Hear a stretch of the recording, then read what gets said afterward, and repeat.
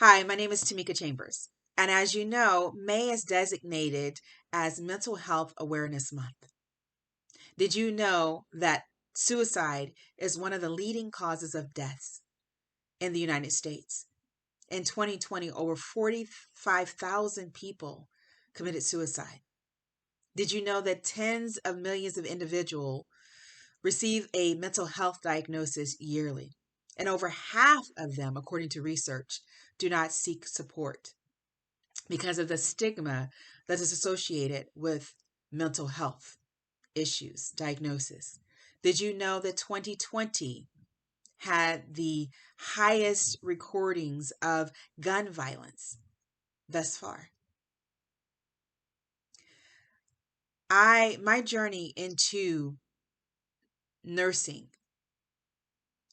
came from wanting to understand why people hurt others, why people hurt. What is this that is going on that is circulating around the world that continues to dismantle family concepts, continues to infect generations, and to callous hearts? My journey, earthly journey, started with my being in an abusive environment. My father physically, verbally, mentally, socially abused my mother. And after my mother left that environment, I found myself in an abusive relationship where um, two family members led me into the wilderness of sexual abuse. Now, I say that because I want you to understand that where I come from, when I talk about mental health illness, I'm not just talking about it just to talk. I'm talking about it because I experienced it. I experienced someone else's projection of pain on me. But there is another way because I believe that every life has a divine purpose. We are not here to hate. We are not here to commit violence one against each other. We are here to love because we are an expression of love. We are physical representations of the truth. And we're here to express love through our divine gifts, the medium, whether it's writing, dancing, speaking, whatever it may be, whatever your gifts and talents are, they are yours. They have been stored inside of you. And it's because of sometimes we internalize what someone else did to us that often our gifts and talents, our desire to live our life meaning and purpose gets buried deep within us. And we lose sight of what we are here. We tend to disconnect from the source of life, the life, the light that tells us we are not what we go through, that we are greater than our experiences, and that we have within us to transcend. It's more than just being positive. It's not about positive, as I share on my podcast, in my podcast, Create a Generational Love Cycle. It is more about owning and accepting the truth that I believe our Creator made us in His image, that everything we need to move past our experiences reside within us. We are resiliency. We are forgiveness. We are compassion. We are grace. We are mercy. And so when I think about mental health illness or conditions, I think about the identification of experiences that somehow whatever happened to us, that we let it define us. And no experiences can define us.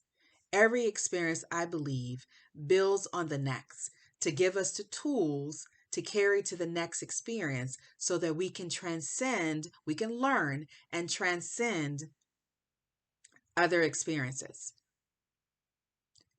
I wondered about this energy, this cycle of pain, generational cycle of pain. When my father denied or didn't want me to talk about what was going on at home, I was around 4 years old. Why did I tell what was going on? He didn't want to admit the truth. Why two other family members led me into the dark wilderness of abuse and misuse? Because they didn't own their truth. That whatever happened to them did not define them. And so I was on this journey to not only learn about the cycle of pain, but to learn there was another way of living. After what I had experienced as a child, I took on the student perspective of life, that I was going to learn from my mistakes. And more importantly, I wanted to learn from the mistakes of others. That instead of using mistakes, I chose life lessons. Going through the house, our first home, I said, life is about building character. It is not against me. It is to bring out the best in me. Thoughts came in my head that I'm afraid of men and that I'm nasty, I'm trash.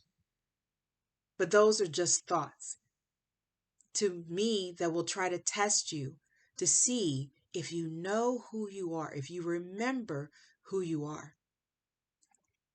And I began to take on the position that when someone projected their pain on me, I did not have to identify with it, that was yours. You can take that. And so because I have seen both sides where there is a way that you don't have to identify with experiences. You don't have to have nightmares. I didn't have nightmares. You don't have to think less of yourself. You don't have to be anxious for anything. The Bible encourages and tells us that our Creator did not give us a spirit of fear, but of power, love, and a sound mind. That the fear is often what we pick up. And I got that just a year or so ago. The fear is what we pick up during our experiences. It is not who we are, it's what we pick up. And so that's why I think it's so important that living by principles. I'm a parent now. I have two beautiful spirits that I am their spiritual guardian. And these principles that I took out of my experiences from my father and his pain, from the two family members and their pain, and what I learned, from my mother and her life principles and sharing her experiences and seeing the treasures pop out of them, grabbing it all to build my moral foundation that continued to reinforce in me that my life has purpose. There's more to life than a projection of pain.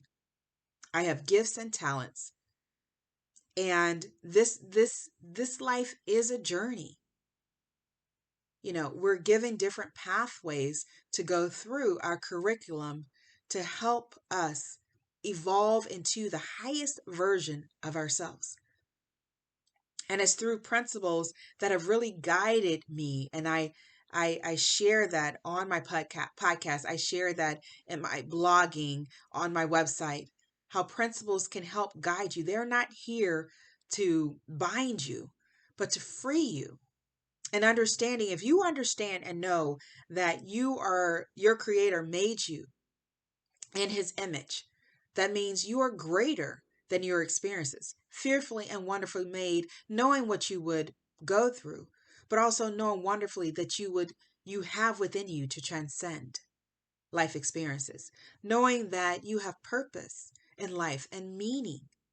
I know what it's like to question that purpose and meaning. And I went on what I originally thought was a detour, but it ended up being, again, reinforcing in me understanding that there is a generational cycle of pain, reinforcing who I wanted to be, the character I wanted to have, the desire to live, the desire to not only live, but live my life as God created me to live it, to have joy, to have hope and a future. And so when I think about mental health awareness, I think about self-awareness. I think about so many people have lost who they are, the connection to the source of life that tells you you are greater than your experiences. Nothing defines you. The only thing that defines you is what you allow to define you. And so mental health awareness is about realizing who you are. You are not a diagnosis.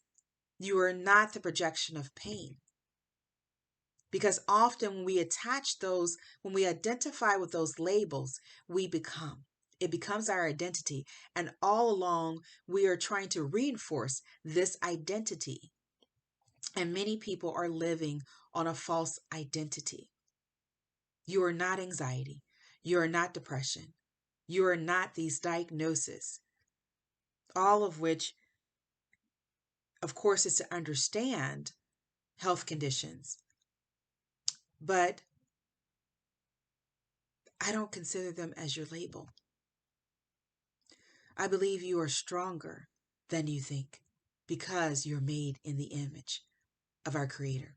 I believe your life has meaning and has purpose. I believe you have gifts and talents that inside of you, you know exactly what you are here to do. That no experiences define you. You are greater than that. And again, it's more than just being strong. It's about being who you really are. So when I talk about owning your truth, owning our truths, that's what I'm talking about. I'm not talking about being a successful, having this wealth and just being physically successful. I mean, really owning down and saying, I am not a diagnosis. I am not anxiety. I am not fear. Those are things that I picked up. I am greater than my experiences. My creator created me in his image, in his loving image. And I am here to express love. One of the greatest commandments is to express love, that we're all given gifts. And we know what love is because in the Bible, it tells us exactly in 1 Corinthians 13, chapter 13, what love is. So, in honor of you, I just want to share with you that whatever you are going through, there is another way. You are greater than your experiences. This is Tamika Chambers. Thank you so much for watching. I hope this talk discussion has been beneficial for you. And I hope you will realize that whatever you're going through, there is another way. And there's a way to bring hope, joy, peace, restful sleep, the right frame of mind, the right body frame, the right way to express your gifts, the right way to live your life that continues to reinforce the truths within you. I'll be talking to you soon. Take care of yourself. There's only one you. And as I always say, make this lifetime great because you still can. You can change your mind. And when you change your mind, you change your environment and your life and your destiny.